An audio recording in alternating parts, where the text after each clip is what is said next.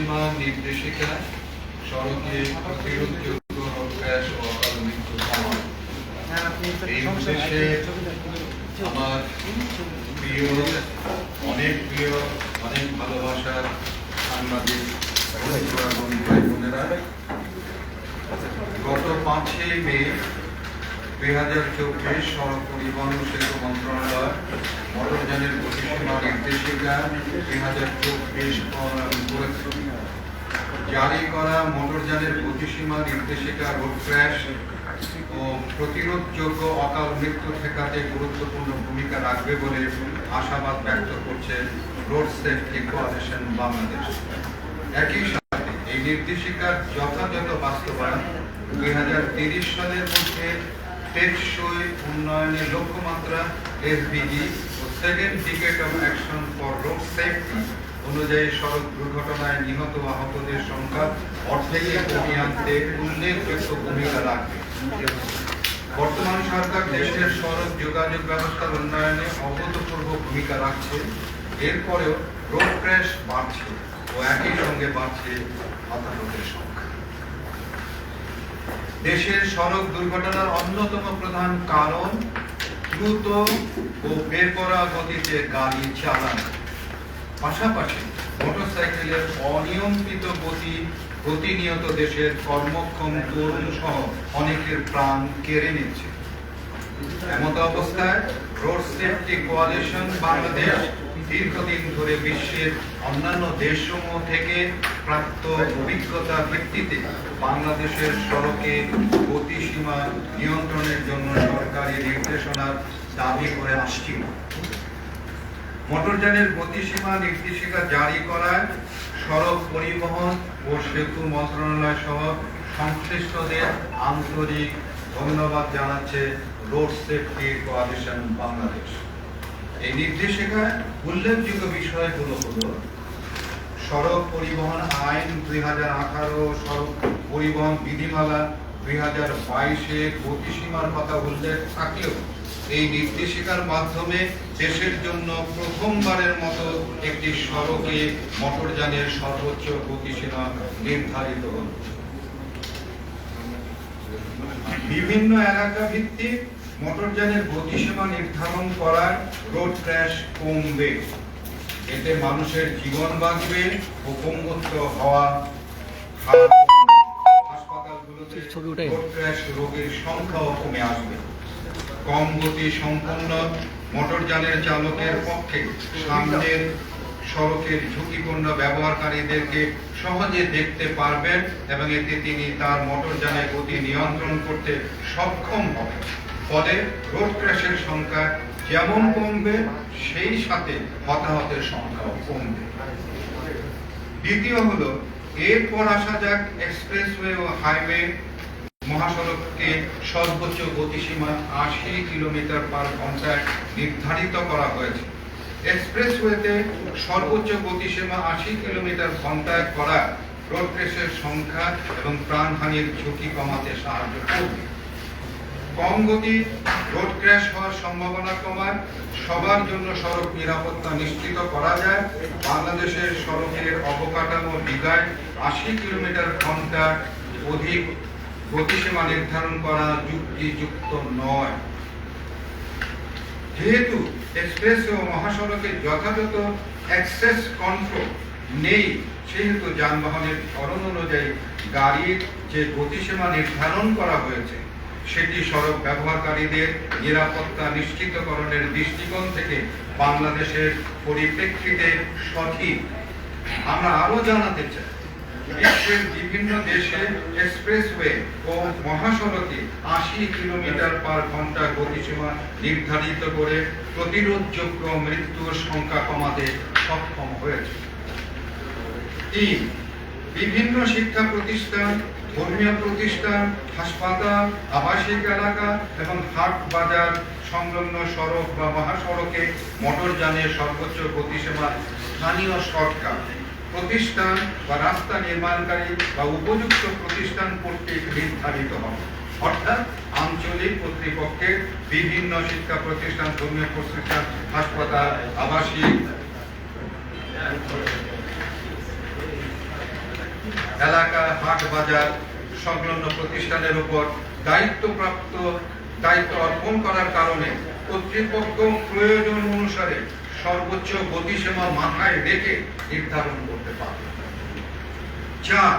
শহর এলাকার জন্য এই প্রথম গতিসীমা নির্ধারিত হল, অর্থাৎ শহর এলাকাকে গুরুত্ব দিয়ে গতিসীমা নির্ধারণ করা, যা সড়ক নিরাপত্তা নিশ্চিত করতে বিশ্বের অনেক দেশের শহর এলাকায় নির্দিষ্ট গতিসীমা নির্ধারিত করা হয়েছে। এটি আমি বলি আরেকটি, যে শহর এলাকায় 30 কিলোমিটার/ঘন্টায় গতিসীমা জাতিসংঘ নির্ধারণ করে দিয়েছে। আমাদের এসডিজি যদি অর্জন করতে হয়, যদি 50% রোড ক্র্যাশ কমাতে হয়, তাহলে জাতিসংঘের ওই নির্দেশনা মেনেই আমাদেরকে গতিসীমা শহর অঞ্চলে নির্ধারণ করতে হবে। এই ব্যাপারে রোড সেফটি কোয়ালিশন বাংলাদেশের বক্তব্য হচ্ছে, ঘনবসতি সম্পন্ন গ্রামাঞ্চল ও শহরের জন্য মোটরসাইকেলের গতিসীমা নির্ধারণ করা সড়কে চলাচলের জন্য শিশু, নারী ও বৃদ্ধরা উপকৃত হবেন। বিশ্বের অনেক দেশ শহরাঞ্চলের রাস্তায় সড়কে নিরাপত্তা নিশ্চিত করতে কম গতিসীমা নির্ধারণ করেছে। আরো দুটো কথা আমি এখানে বলতে চাই। লন্ডনের মেয়র এবং আপনার নিউ ইয়র্কের মেয়র, তারা কিন্তু জাতিসংঘের যে 30 কিলোমিটার/ঘন্টায় চলার কথা, তাদের এখানে দু একটা শিশু, স্কুলের শিশুরা দুর্ঘটনায় নিহত হওয়ার পর তারা কিন্তু 30 থেকে কমিয়ে 25 কিলোমিটারে নির্ধারণ করেছে। তো এইটি আমাদের জানা থাকা দরকার। আমাদের না জেনে আমরা অনেক সময় অনেক কথা বলে ফেলি। 5 নম্বর, মোটরসাইকেলের জন্য সিটি কর্পোরেশন, পৌরসভা, জেলা সদরের মধ্য দিয়ে ব্যবহৃত জাতীয় মহাসড়ক ও আঞ্চলিক মহাসড়ক, সিটি কর্পোরেশন, পৌরসভা, জেলা সদরের আভ্যন্তরীণ সড়ক, উপজেলা সড়ক, শহর এলাকার প্রাইমারি, আরবান, গ্রামীণ সড়কে 30 কিলোমিটার/ঘন্টা ও শহর এলাকায় সংকীর্ণ শেয়ার রোড, অন্যান্য সড়কে 20 কিলোমিটার/ঘন্টা করা হয়েছে। সড়কে মোটরসাইকেলের গতি কমালে সড়কে ঝুঁকিপূর্ণ ব্যবহারকারী, পথচারী, সাইকেল আরোহী ও মোটরসাইকেল আরোহীর সাথে রোড ক্র্যাশের কারণে প্রাণহানি ও গুরুতর আঘাতের সম্ভাবনা উল্লেখযোগ্যভাবে হ্রাস করা সম্ভব। কারণ মোটরসাইকেলের গতি কমলে রোড ক্র্যাশ ঘন্টার মধ্যে কিছু সময় পাওয়ার কারণে বাংলাদেশের মতো ঘনবসতি সম্পন্ন দেশে মোটরযান ও সড়কের ঝুঁকিপূর্ণ ব্যবহারকারী, যেমন পথচারী, বাইসাইকেল ব্যবহারকারী, মোটরসাইকেল ব্যবহারকারী উভয়ই সুরক্ষিত হয়।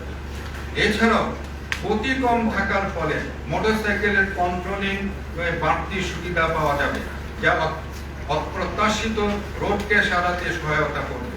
বিশ্বের অনেক দেশ শহরাঞ্চলে সড়ক নিরাপত্তার জন্য মোটরসাইকেলের গতিসীমা কমিয়ে দিয়েছে। বাংলাদেশও অনুরূপভাবে গতিসীমা বাস্তবায়ন করলে রোড ক্র্যাশ ও প্রাণহানি কমানো সম্ভব হবে। 6. পাহাড়ি এলাকার জন্য এই প্রথম নির্দিষ্ট গতিসীমা নির্ধারিত হলো। পাহাড়ি সড়কের গতিসীমা আগে কোনো আইনে উল্লেখ ছিল না। এছাড়াও গ্রাম অঞ্চল ও শহরের ঘনত্বের মতো বিষয়গুলো বিবেচনায় নেওয়া হয়েছে এই নির্দেশিকায়। রাস্তার ধরন ও প্রকৃতি অনুযায়ী বিভিন্ন মোটরসাইকেলের গতি ভিন্ন ভিন্ন করা হয়েছে, যা সড়ক নিরাপত্তার জন্য মানসম্মত বিষয় বলে মনে করে রোড সেফটি কোয়ালিশন বাংলাদেশ। তবে এক্ষেত্রে লেন ভিন্ন করলে নির্দেশিকাটির বাস্তবায়ন সহজতর হবে। রোড সেফটি কোয়ালিশন বাংলাদেশ আশা করে যে সরকার এ ব্যাপারে আশু উদ্যোগ বা পদক্ষেপ গ্রহণ করবে। কোয়ালিশন দৃঢ়ভাবে বিশ্বাস করেছে এই নির্দেশিকাটি বাস্তবায়ন করা গেলে পরিবেশের মধ্যে কার্বন নিঃসরণ কমে যাবে, প্রতিরোধযোগ্য রোড ক্র্যাশ এবং সড়কে অকাল মৃত্যু কমিয়ে আনা সম্ভব হবে, ব্যক্তি ও সরকারের চিকিৎসা ব্যয় হ্রাস পাবে তথা সরকারের রাজস্ব বৃদ্ধি পাবে, টেকসই উন্নয়নের ভূমিকা রাখবে। বিশেষভাবে প্রণিধানযুক্ত দিক, এই নির্দেশিকা বাস্তবায়ন করলে সড়কে নারী, শিশু, বৃদ্ধ সহ পথচারীদের নিরাপত্তা নিশ্চিত করবে।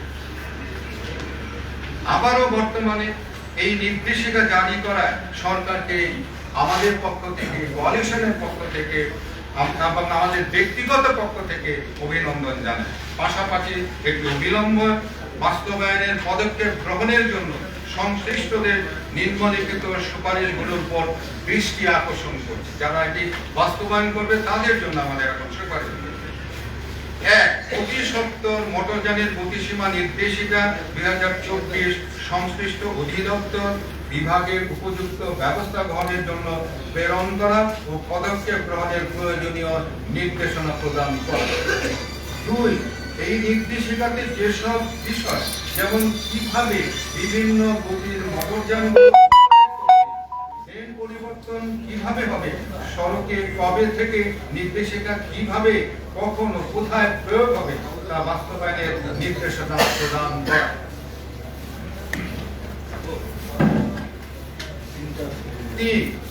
নিয়মিতভাবে মনিটরিং এর মাধ্যমে বাস্তবায়ন নিশ্চিত করতে প্রতি মাসে একটি সমন্বয় সভার মাধ্যমে রোড কেসের সংখ্যা ও কারণ বিশ্লেষণ করে তথ্য প্রদান করার দাবি জানাচ্ছে।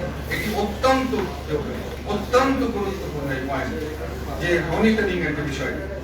উল্লেখ্য, global status report on road safety 2023 তে দেখা যায় 2010 থেকে 2021 এই 10 বছরে 10টি দেশ, Belarus, Brunei, Darussalam, Denmark, Japan, Lithuania, Norway, Russian federation, Trinidad, Tobago, সংযুক্ত আরব আমিরাত ও ভেনেজুয়েলা রোড ক্র্যাশে মৃত্যুর হার 50% কমিয়ে আনতে সক্ষম হয়েছে। এই ধরনের সিস্টেম অ্যাপ্রোচ এর বিষয়গুলোকে বিবেচনায় নিয়ে নিরাপদ সড়ক কার্যক্রমের উদ্যোগ গ্রহণে ও নিশ্চিত করে বাংলাদেশ সরকারকে সর্বাত্মক সহযোগিতা প্রদান করতে আমরা সর্বদাই প্রস্তুত আছি।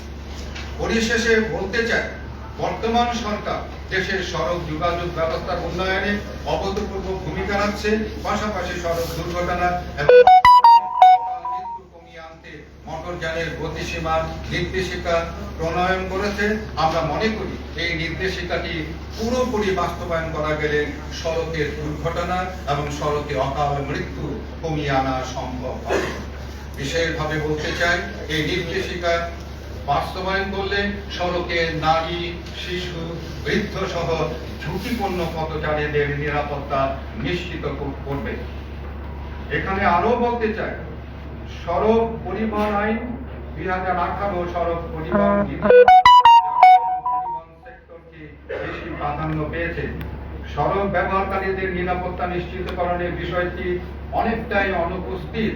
তবে সরকার যেহেতু সড়কের নিরাপত্তার ব্যাপারে আন্তরিক, যে কারণে এই গতি নির্দেশিকা শুধু প্রণয়নই নয়, সড়কে যানবাহনের নিরাপত্তার জন্য নির্দেশিকাটিকে বাস্তবায়ন করবে সরকার।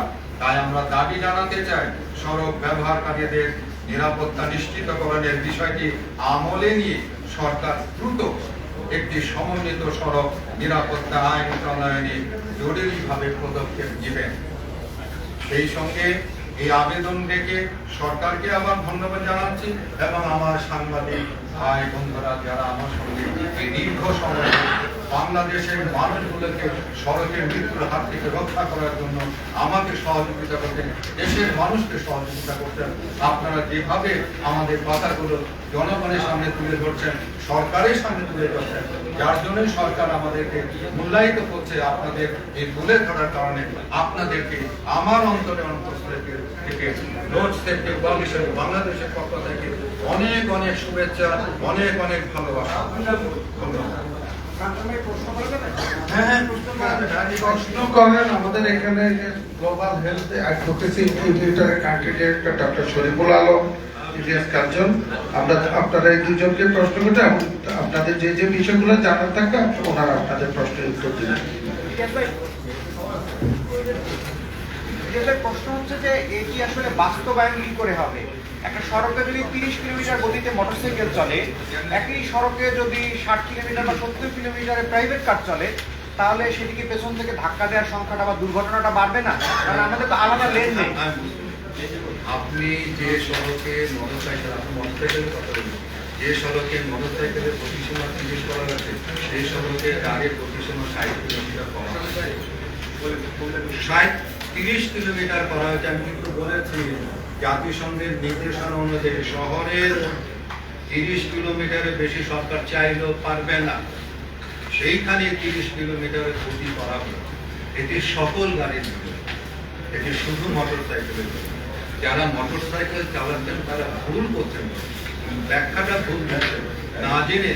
এবং যেটি উদাহরণ দিয়েছে যে আপনার নিউ ইয়র্কে বাংলাদেশি একটি শিশু স্কুলে যেতে আপনার সড়ক দুর্ঘটনায় নিহত হওয়ার পর সেখানে একজন মা আন্দোলন করে সে 30 কিলোমিটার থেকে এখন সেই মেয়র কিন্তু 25 কিলোমিটার কিন্তু আপনাকে নিউ ইয়র্কে করছে। যদি আপনারা জানতে চান আপনারা এটা জেনে নিতে পারেন।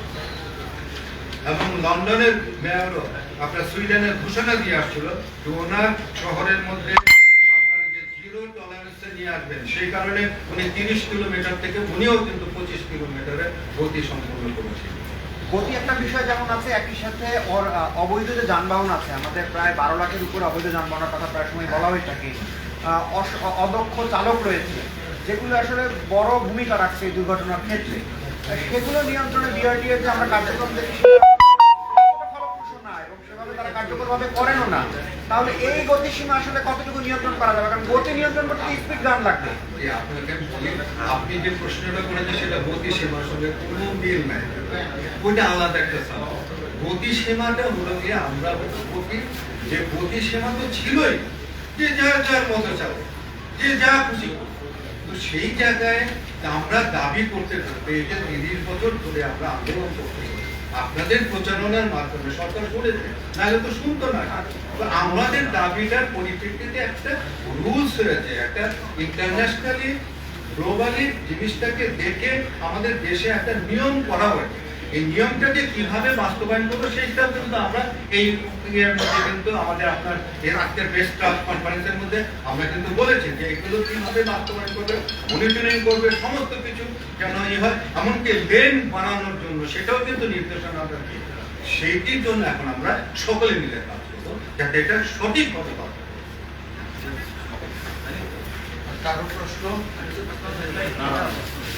ভাই আবার ধন্যবাদ দিয়ে দেই তাহলে, বুঝতে কোনো অসুবিধা হয়নি তো?